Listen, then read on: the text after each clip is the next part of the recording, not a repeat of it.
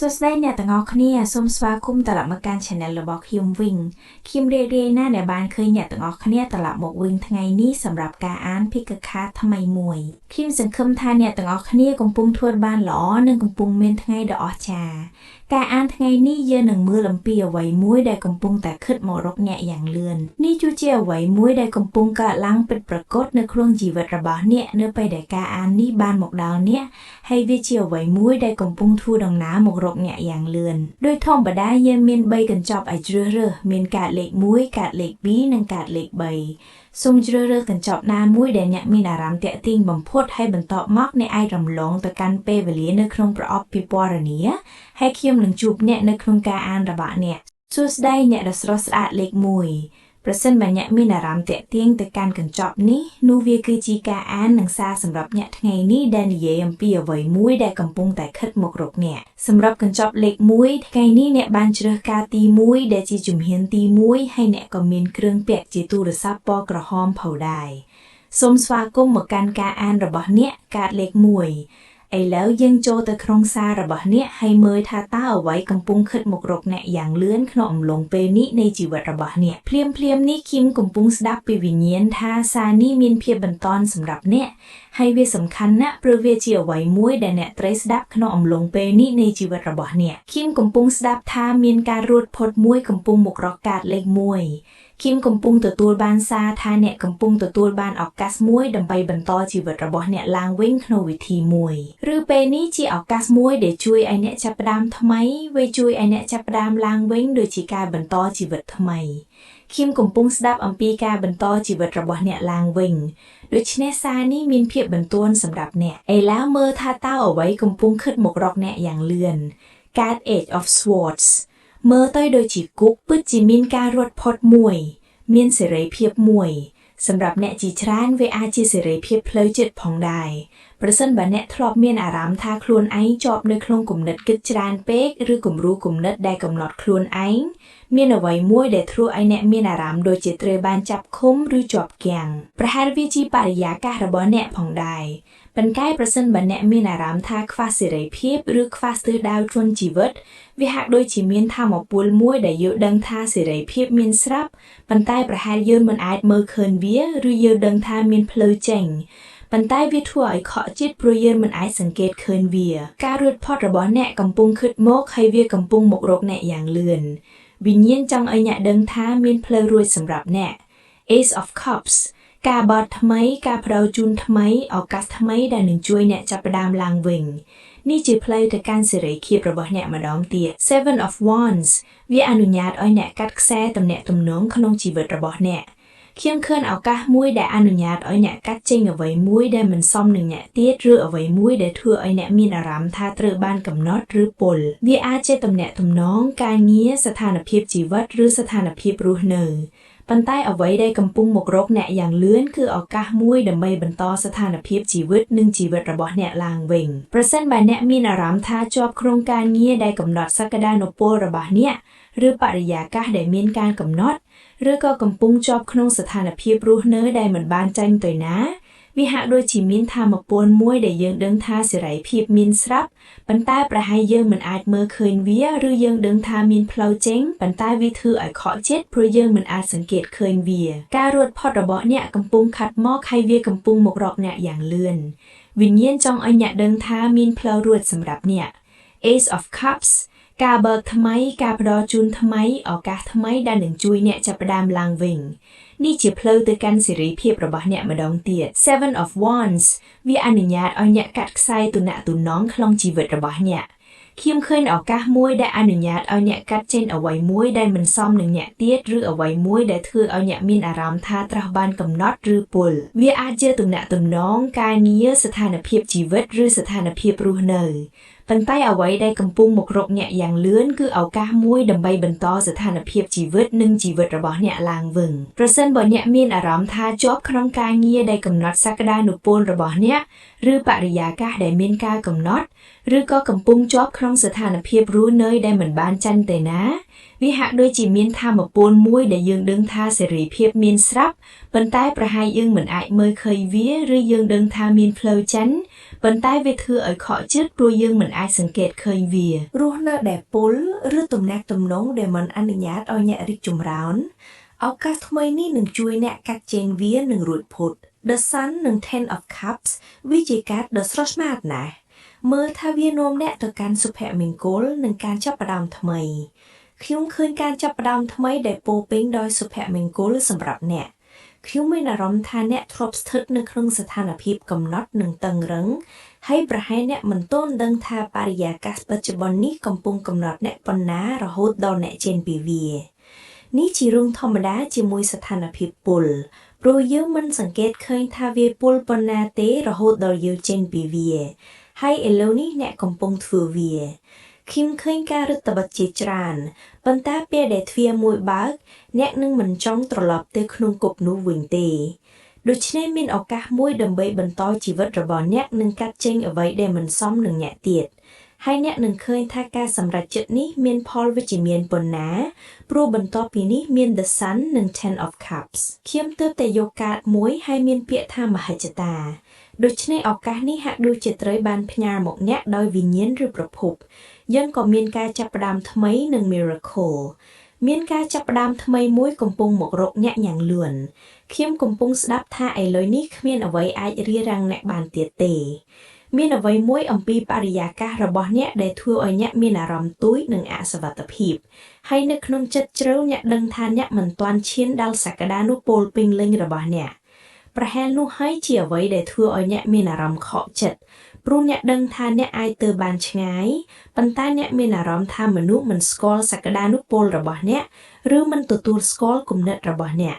ប៉ុន្តែមានការចាប់ផ្ដើមថ្មីមួយនៅទីនេះAnchor ជ្រៅនេះអាចនិយាយអំពីការបង្កើតឫសគល់នៃកន្លែងថ្មីខ្ញុំមានអារម្មណ៍ថាអ្នកកំពុងបង្កើតព្រំដែនថ្មីសម្រាប់ខ្លួនឯងថាមពលរបស់ខ្ញុំគឺបរិសុទ្ធអ្នកជាច្រើនកំពុងចាប់ផ្ដើមការពារខ្លួនឯងនឹងថាមពលរបស់អ្នកមិនទទួលយកអ្វីដែលធ្វើឲ្យអ្នកអស់កម្លាំងទៀតទេ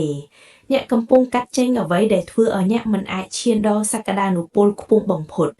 Anchor ជ្រៅនេះក៏អាចនិយាយអំពីការបង្កើតមូលដ្ឋានថ្មីសម្រាប់ជីវិតថ្មីវិញ្ញាណប្រាប់ថាអ្នកកំពុងនៅលើផ្លូវត្រឹមត្រូវកាតលេខ1អ្នកត្រូវតែជឿជាក់លើខ្លួនឯងប្រហែលបរិយាកាសរបស់អ្នកធ្វើឲ្យអ្នកមានអារម្មណ៍តូចហើយនោះហើយជាមូលហេតុដែលអ្នកសង្ស័យការសម្រេចចិត្តរបស់ខ្លួនឯងប៉ុន្តែវិញ្ញាណចង់ប្រាប់អ្នកថាអ្នកអាចជឿជាក់លើអារម្មណ៍ក្នុងចិត្តរបស់អ្នកហើយអារម្មណ៍នោះតែងតែត្រឹមត្រូវអ្នកនឹងទទួលបានអត្ថប្រយោជន៍ពីការតាមដានអារម្មណ៍ក្នុងចិត្តរបស់អ្នក Perseverance និង Faith អ្នកត្រូវមានភាពអត់ធ្មត់និងជំនឿថាការចាប់ផ្ដើមថ្មីនេះកំពុងខិតមកវាកំពុងមកយ៉ាងលឿនហើយហេតុនេះហើយកាយអាននេះត្រូវបានបង្កើតឡើងដើម្បីឲ្យអ្នកឃើញឥឡូវនេះវាជាសញ្ញាមួយថាការរួចផុតកំពុងនៅជិតអ្នកអាចពឹងផ្អែកលើការចាប់ផ្ដើមថ្មីមួយហើយអ្នកនឹងមិននៅកន្លែងបច្ចុប្បន្ននេះយូរទៀតទេវាជាអ្វីដែលនឹងកើតឡើងយ៉ាងលឿនសម្រាប់អ្នកកំពុងទទួលបានឱកាសដើម្បីបន្តជីវិតរបស់អ្នកឡើងវិញចងចាំថាមានផ្លូវដោះស្រាយជានិច្ចខ្ញុំក៏ស្ដាប់ថានៅពេលអ្នកចាប់ផ្ដើមអ្នកនឹងមិនអាចឈប់បានទៀតទេពេលអ្នកបានរស់នៅជាមួយសេរីភាពអ្នកនឹងមិនត្រឡប់ទៅកាន់ការរឹតបន្តឹងទៀតទេខ្ញុំក៏ស្ដាប់ថាអ្នកមិនចាំបាច់រស់នៅតាមដែនកំណត់របស់អ្នកដទៃទេប្រសិនបើអ្នកគិតថាពួកគេមិនអាចធ្វើអ្វីមួយបាននោះមិនមានន័យថាអ្នកមិនអាចធ្វើបានដែរមនុស្សគ្រប់គ្នាមានជីវិតនិងបទពិសោធន៍ខ្លួនឯងដូច្នេះអ្នកមិនគួរកំណត់ខ្លួនឯងដោយដែនកំណត់ដែលអ្នកដទៃបានដាក់លើខ្លួនពួកគេឡើយ Difficulties ខ្ញុំមានអារម្មណ៍ថាអ្នកធ្លាប់ជួបការលំបាកឬមានអារម្មណ៍ថាមិនបានយល់ប្រហែលអ្នកមានអារម្មណ៍ថាអ្នកនៅក្រៅឬមិនសមប៉ុន្តែអ្នកកំពុងឈ្នះលើវាប្រភពចង់រំលឹកអ្នកថាអ្នកអាចឈ្នះលើការលំបាកអ្នកមានសមត្ថភាពឆ្លងកាត់បញ្ហា Seven of Wands និយាយអំពីភាពរឹងមាំនិងការឈរយ៉ាងមុតមាំនៅពេលប្រឈមនឹងការលំបាកប្រសិនបើអ្នកកំពុងប្រឈមនឹងបញ្ហាអ្នកអាចឆ្លងកាត់វាបានវានឹងមិននៅបែបនេះជានិច្ចទេវានឹងផ្លាស់ប្ដូរការមើលការអាននេះគឺជាសញ្ញាថាអ្នកបានចាប់ផ្ដើមឈ្នះលើបញ្ហាខ្លះៗរួចហើយ Navigate ផ្កាយនៅលើមេឃពេលយប់គឺនៅទីនោះដើម្បីនាំអ្នកទៅវិញ្ញាណកំពុងបង្ហាញតួក្នុងការអាននេះអ្នកត្រូវដឹងថាអ្នកកំពុងត្រូវបាននាំអ្នកទៅក្នុងអំឡុងពេលនេះនៃជីវិតមានដៃដទៃដែលជួយអ្នកឆ្លងកាត់ដំណាក់កាលនេះហើយអ្វីដែលនៅពីក្រោយវាគឺស្រស់ស្អាតខ្លាំងណាស់វានឹងមានតម្លៃខ្លាំងណាស់អ្នកអាចពឹងផ្អែកលើការលំបាកនេះឬអ្នកអាចឆ្លងកាត់វាហើយខ្ញុំមានអារម្មណ៍ថាអ្នកកំពុងជ្រើសរើសឆ្លងកាត់វាព្រោះអ្នកដឹងថាសេរីភាពស្ថិតនៅខាងមុខអ្នកមិនអាចជៀសវាងវាបានទេអ្នកត្រូវតែប្រឈមមុខនឹងវាអ្វីដែលនៅពីក្រោយវាគឺសុភមង្គលការបំពេញបំណងនិងជីវិតថ្មីដែលកំពុងរងចាំអ្នកដូច្នេះអ្វីដែលកំពុងខិតមករកអ្នកយ៉ាងលឿនសម្រាប់ការលេខនួយគឺការរួចផុតនឹងឱកាសដើម្បីបន្តជីវិតរបស់អ្នកឡើងវិញប៉ុន្តែអ្នកត្រូវឈរយ៉ាងរឹងមាំមានភាពអត់ធ្មត់និងជំនឿក្នុងអំឡុងពេលនេះនេះជា message ដែល King មានសម្រាប់ការអានរបស់អ្នកថ្ងៃនេះ King សង្ឃឹមថាវាសមនឹងអ្នកសូមអរគុណច្រើនសម្រាប់ការមើលហើយ King សង្ឃឹមថានឹងជួបអ្នកក្នុងវីដេអូក្រោយលាសួស្តីអ្នកដ៏ស្រស់ស្អាតលេខ2ប្រសិនបើអ្នកមានអារម្មណ៍ទាក់ទាញទៅកាន់កាតនេះនោះវាជាការអាននឹងសារសម្រាប់អ្នកថ្ងៃនេះដែលនិយាយអំពីអ្វីមួយដែលកំពុងខិតមករកអ្នកយ៉ាងលឿនសម្រាប់កាតលេខ2ថ្ងៃនេះអ្នកបានជ្រើសរើសលេខ2ហើយអ្នកក៏មានគ្រឿងតុបតែងស្ករគ្រាប់បេះដូងផងដែរសូមស្វាគមន៍មកកាន់ការអានរបស់អ្នកកាតលេខ2ឥឡូវយើងជួលទៅក្នុងសាររបស់អ្នកហើយមើលថាតើអ្វីកំពុងខិតមករកអ្នកក្នុងអំឡុងពេលនេះនៃជីវិតខ្ញុំកំពុងស្ដាប់អំពីការរីកចម្រើនផ្នែកច្នៃប្រឌិតនេះជាសារដែលខ្ញុំទទួលបានតាំងពីរៀបចំកញ្ចប់សម្រាប់កញ្ចប់លេខ2ពាក្យសំខាន់គឺការបំបែកចេញផ្នែកច្នៃប្រឌិតឥឡូវមើលកាត Emperor ខ្ញុំឃើញថាអ្នកនឹងឡើងខ្ពស់អ្នកកំពុងឡើងក្នុងអាជីពរបស់អ្នកកំពុងទទួលបានអំណាចឬការឡើងតំណែងអ្នកកំពុងឡើងចិន្តាអ្នកនឹងមានអារម្មណ៍មោទនភាពនិងសម្រេចអ្វីមួយ Emperor ក៏និយាយអំពីយុទ្ធសាស្ត្រដូច្នេះប្រសិនបើអ្នកបានដាក់ផែនការមួយវានឹងដំណើរការ Chariot បង្ហាញពីការឈានទៅមុខជាមួយគោលដៅមានការរីកចម្រើនច្រើនក្នុងការងាររបស់អ្នក Six of Pentacles បង្ហាញពីភាពសម្បូរបែបអ្នកនឹងក្លាយជាមនុស្សមានភាពសម្បូរបែបនិងអាចជួយអ្នកដទៃបាន Knight of Swords បង្ហាញពីចលនាលឿន Ten of Pentacles និងប្រាក់កាយអាននេះផ្ដោតលើអាជីពនិងហិរញ្ញវត្ថុមានភាពជោគជ័យនិងការទទួលស្គាល់កំពុងខិតមករកអ្នកយ៉ាងលឿនអ្នកនឹងមានរយៈពេលមួយដែលការរីកចម្រើនកើតឡើងយ៉ាងលឿនវាអាចធ្វើឲ្យអ្នកភ្ញាក់ផ្អើលប៉ុន្តែអ្នកអាចគ្រប់គ្រងវាបានអ្នកនឹងប្រើឱកាសនេះដើម្បីបង្កើតមូលដ្ឋានរយៈពេលវែងអ្នកអាចរកប្រាក់បានច្រើនក្នុងរយៈពេលខ្លីហើយវាអាចជួយអ្នកបង្កើតអនាគតសម្រាប់គ្រួសារខ្ញុំក៏ស្ដាប់ថាអ្នកជាមនុស្សបង្កើតអ្នកណាថាអ្នកជាច្រើនអាចជាម្ចាស់អាជីវកម្មឬអ្នកច្នៃប្រឌិតដែលនឹងទទួលបានទ្រព្យសម្បត្តិក៏មានការចាប់ផ្ដើមថ្មីផងដែរអាជីពនេះអាចនាំឲ្យមានការផ្លាស់ទីឬផ្លាស់ប្ដូរជីវិតជាច្រើនអ្នកអាចមានឱកាសធ្វើដំណើរឬធ្វើការនៅបរទេស Body Wisdom ជឿជាក់លើអារម្មណ៍ក្នុងខ្លួនអ្នកប្រហែលត្រូវធ្វើសម្រេចចិត្តធំៗដែលប៉ះពាល់ដល់អនាគតអ្នកត្រូវស្ដាប់អារម្មណ៍និងយុទ្ធសាស្ត្ររបស់អ្នកនឹងធ្វើសម្រេចចិត្តល្អជាច្រើន Gambler និយាយអំពីហានិភ័យអ្នកកំពុងយកហានិភ័យប៉ុន្តែវាអាចនាំទៅរកភាពសម្បូរបែបពេលខ្លះហានិភ័យមិនដំណើរការទេប៉ុន្តែអ្នកជាមនុស្សដែលអាចត្រឡប់មកវិញបាន Family បង្ហាញថាអ្នកអាចជាមនុស្សពិសេសក្នុងគ្រួសារប្រហែលអ្នកនឹងក្លាយជាមនុស្សជោគជ័យដំបូងក្នុងគ្រួសារឬអ្នកនឹងបង្កើតទ្រព្យសម្បត្តិសម្រាប់ជំនាន់ក្រោយ Dream សូមបន្តសុបិនអ្នកជាមនុស្សដែលបង្កើតវាសនារបស់ខ្លួនឯងអ្នកកំពុងផ្លាស់ប្ដូរទិសដៅរបស់គ្រួសាររបស់អ្នកអាចត្បាល់ជីវិតល្អជាងមុនសម្រាប់គ្រួសារអ្នកមានថាមពលខ្លាំងហើយភាពជោគជ័យកំពុងខិតមករកអ្នកយ៉ាងលឿនសូមអរគុណសម្រាប់ការមើលនិងសង្ឃឹមថានឹងជួបអ្នកនៅវីដេអូបន្ទាប់លាសួស្តីអ្នកដ៏ស្រស់ស្អាតលេខ3ប្រសិនបើអ្នកជ្រើសកាតនេះជាការអាននិងសារសម្រាប់អ្នកថ្ងៃនេះដែលនិយាយអំពីអ្វីមួយដែលកំពុងខិតមករកអ្នកយ៉ាងលឿនអ្នកបានជ្រើសកញ្ចប់លេខ3ហើយក៏មានគ្រឿងតុបតែងតុក្កតាខ្លាឃ្មុំផងដែរខ្ញុំកំពុងស្ដាប់អំពីសម្បត្តិឬដំណឹងមួយខ្ញុំឃើញស្រោមសម្បត្តិ មានការផ្លាស់ប្ដូរសំណាងមួយកំពុងមក Magician មានន័យថាមានអ្វីមួយកំពុងបង្ហាញខ្លួនក្នុងជីវិតរបស់អ្នកវាអាចកើតឡើងភ្លាមៗហើយនឹងធ្វើឲ្យអ្នកភ្ញាក់ផ្អើល Queen of Swords អាចនិយាយអំពីព័ត៌មានសំខាន់ឬការទំនាក់ទំនងដែលផ្លាស់ប្ដូរជីវិត Six of Pentacles និង Two of Pentacles